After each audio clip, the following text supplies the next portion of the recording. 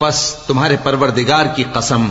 یہ لوگ جب تک اپنے تنازعات میں تمہیں منصف نہ بنائیں اور جو فیصلہ تم کر دو اس سے اپنے دل میں تنگ بھی نہ ہوں بلکہ اس کو خوشی سے مان لیں، تب تک مومن نہیں ہوں گے۔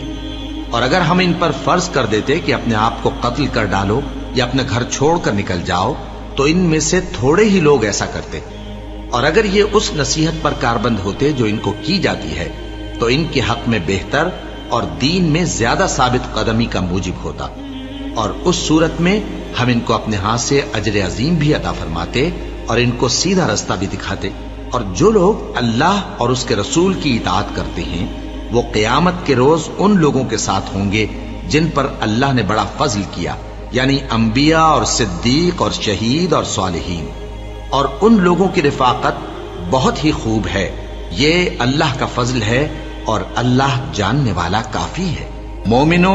جہاد کے لیے ہتھیار لے لیا کرو، پھر یا تو جماعت جماعت ہو کر نکلا کرو یا سب اکٹھے کوچ کیا کرو۔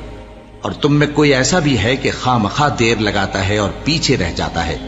پھر اگر تم پر کوئی مصیبت پڑ جائے تو کہتا ہے کہ اللہ نے مجھ پر بڑی مہربانی کی کہ میں ان میں موجود نہ تھا۔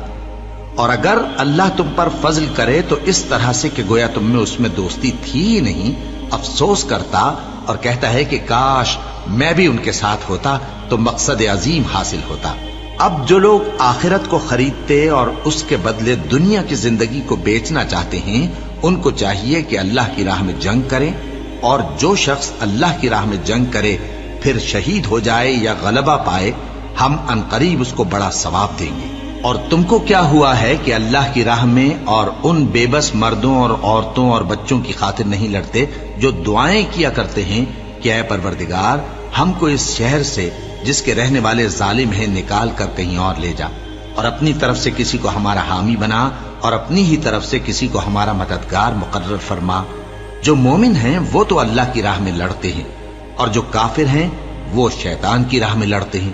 سو تم شیطان کے مددگاروں سے لڑو اور ڈرو مت، کیونکہ شیطان کا داؤ کمزور ہوتا ہے۔ بھلا تم نے ان لوگوں کو نہیں دیکھا جن کو پہلے یہ حکم دیا گیا تھا کہ اپنے ہاتھوں کو جنگ سے روکے رہو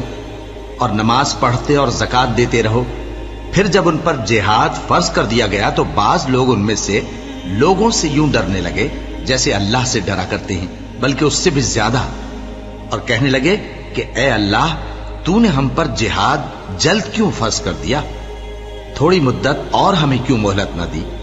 اے پیغمبر ان سے کہہ دو کہ دنیا کا فائدہ بہت تھوڑا ہے اور بہت اچھی چیز تو پرہیزگار کے لیے نجات آخرت ہے، اور تم پر دھاگے برابر بھی ظلم نہیں کیا جائے گا۔